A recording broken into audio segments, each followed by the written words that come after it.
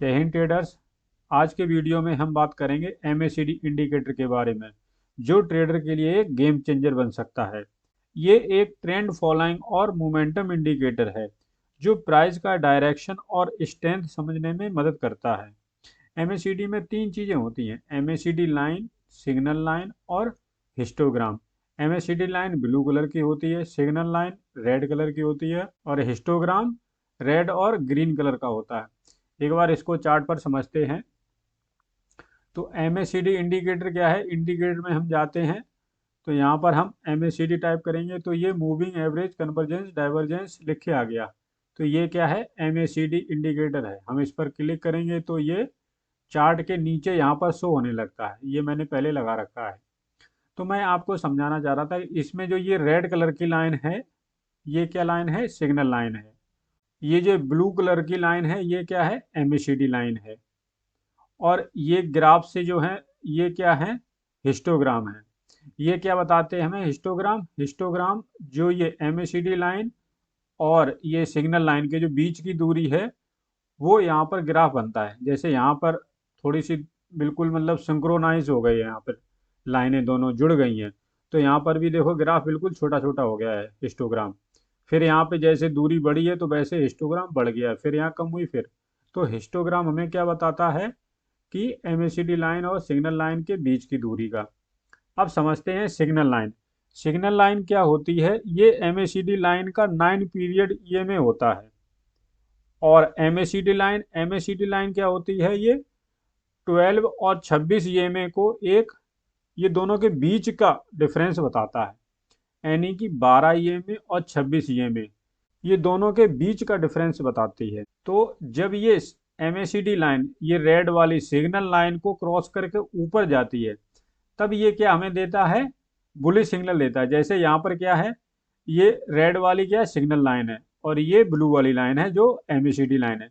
तो यहाँ पर इसने क्या किया? क्रॉस किया। और यहाँ पर प्राइस ने भी हमें क्या है? एमएसीडी को मतलब खाली इंडिविजुअल नहीं देखना कि इसने क्रॉस ओवर किया हम ट्रेड में एंट्री मारते हैं। हम क्या करेंगे? चार्ट पर देखेंगे, प्राइस एक्शन को भी रीड करेंगे कि प्राइस एक्शन वहां पर क्या कह रहा है। तो यहाँ पर प्राइस एक्शन क्या? एक साइडवेज था, तो यहाँ पर इसने ब्रेकआउट किया और उसी टाइम पे क्या किया? एमएसीडी ने भी ब्रेकआउट किया, मतलब क्रॉस ओवर किया। तो हम यहाँ पर ट्रेड एंट्री का सोच सकते हैं। उसके बाद में दोबारा फिर यहाँ पर भी देखो क्रॉस ओवर किया है। पर यहाँ पर क्या है कि जैसे प्राइस में कोई ऐसा चार्ट पैटर्न नहीं दिख रहा, साइडवेज दिख रहा था। तो इस वजह से यहाँ पर हमने नहीं यहाँ पर सिग्नल दिया।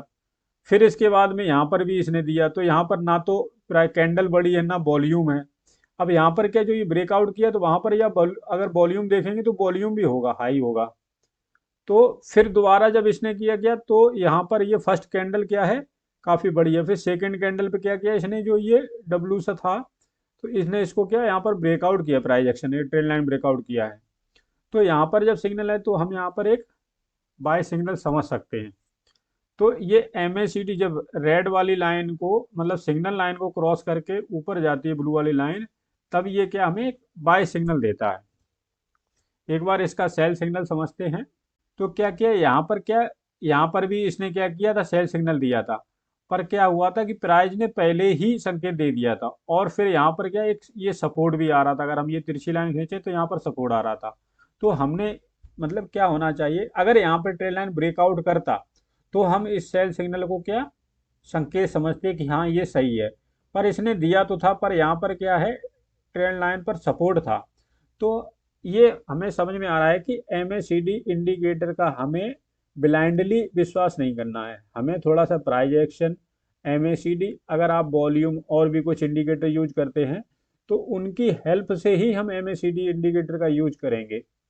तो यहाँ पर हमने यहाँ पर सेल सिग्नल नहीं समझा, क्योंकि यहाँ पर क्या हमने ये ट्रेंड लाइन खींची तो उस पर इसने सपोर्ट किया हुआ है। फिर यहाँ पर क्या है? ये फर्स्ट कैंडल, फिर दूसरी कैंडल पे जब इसने ये ब्रेकआउट किया है और उस टाइम पे मैं देख रहा हूँ तो एमएसीडी ने क्या दिया है? सेल सिग्नल दिया है और उसके बाद में प्राइस डाउन हुआ है।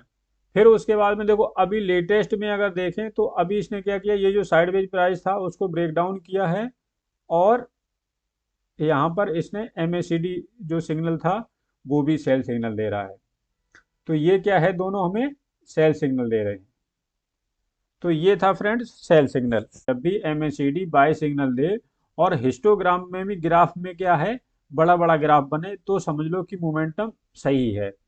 और अगर यहाँ पर छोटा छोटा ग्राफ से बन रहा है तो क्या है कि थोड़ा सचेत हो जाओ। अब जैसे क्या है, यहाँ पर कहीं बाइक यहाँ पर दिया था, तो यहाँ पर क्या बिल्कुल छोटा था, फिर छोटा सा, फिर ये दो बने, फिर उसके बाद में डाउन होने लगा।